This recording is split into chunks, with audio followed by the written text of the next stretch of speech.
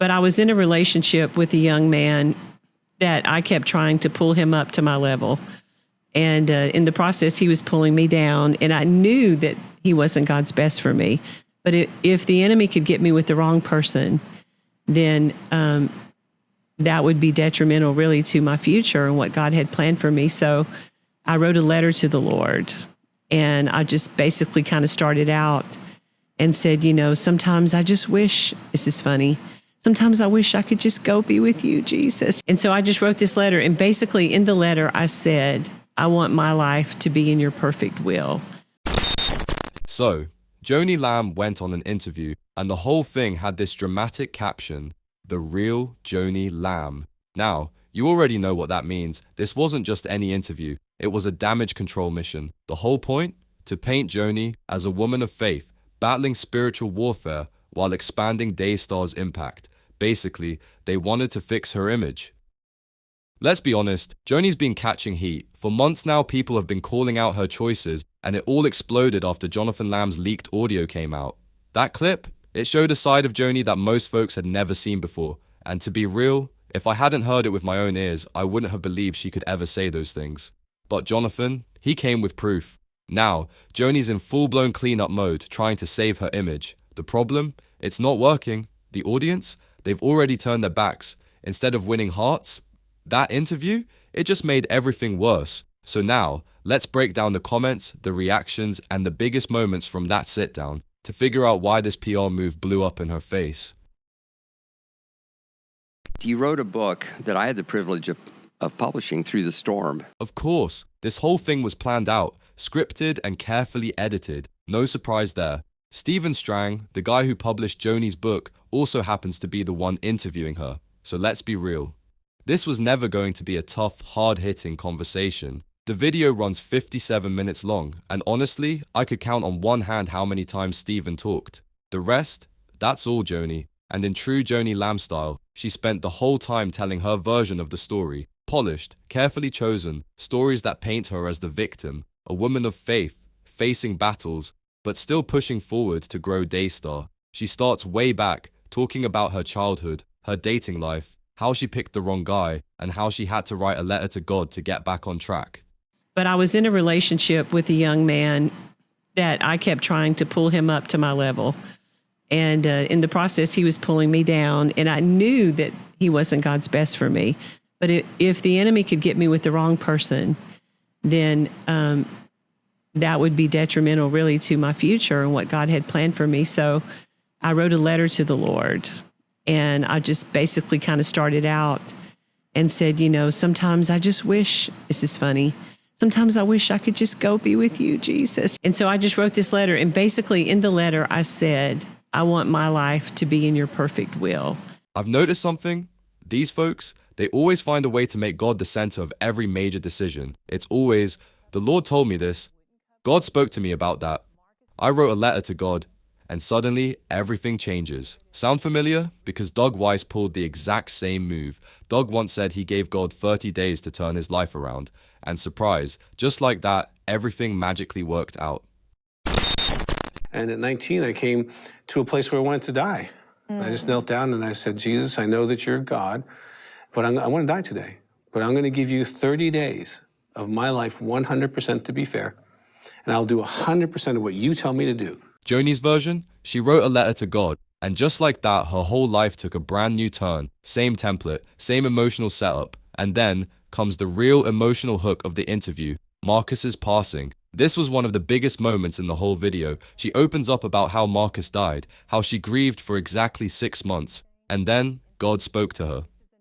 It was about a 6-month process, and then the Lord said to me, okay, I want you to get your house in order.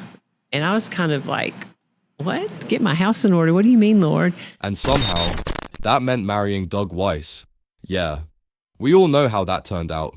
One viewer pointed out something that just doesn't add up. Joni said she cried for 6 months, but she put down a deposit for her honeymoon less than 10 months after Marcus died. And get this, someone else noticed the honeymoon was booked before the engagement was even announced. 6 months of grieving? Really? Because wasn't she texting Doug by February? That's just 2, maybe 3 months after Marcus passed. And didn't Doug file for divorce right around the same time? What are we missing here? Because of the math? It isn't mathing.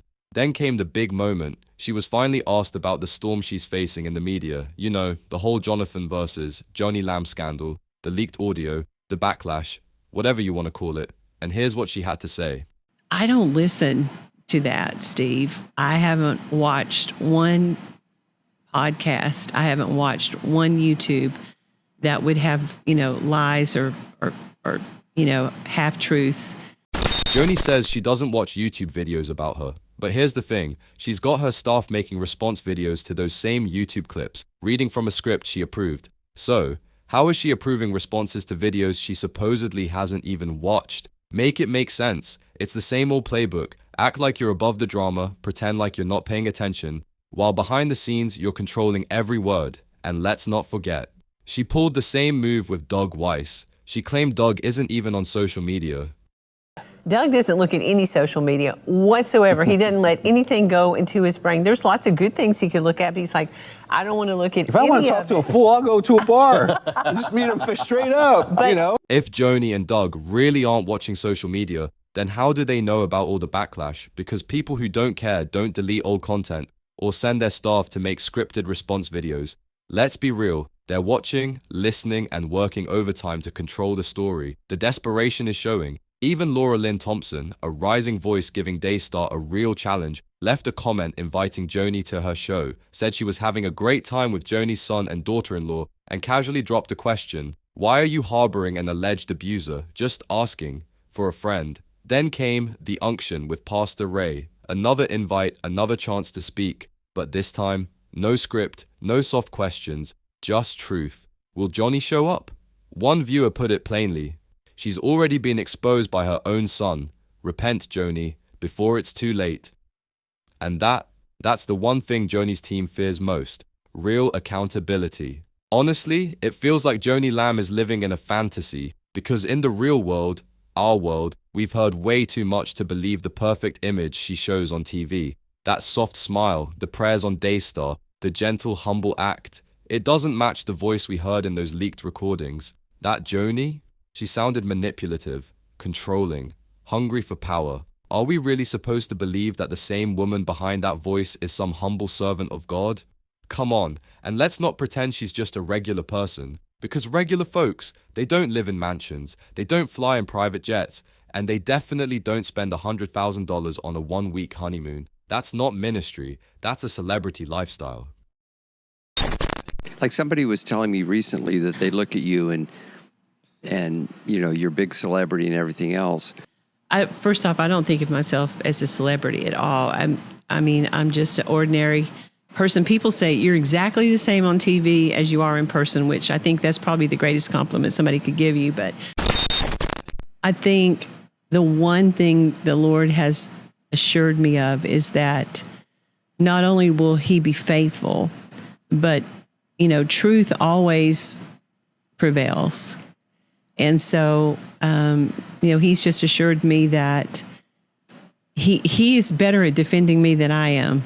This next comment perfectly sums up why Joni's interview was a failure, not just in changing public perception, but in actually addressing the real issues. Mr. Strang, I listened to this interview with an open mind and heart, as I want to be objective and not blindsided in forming the wrong opinion. A wise old saint of God who pastored me always stressed that in times of conflict between people, there are two sides to every pancake, and neither side is ever 100% perfect. However, my hope of walking away with better insight and understanding fell flat, as you left many questions unaddressed.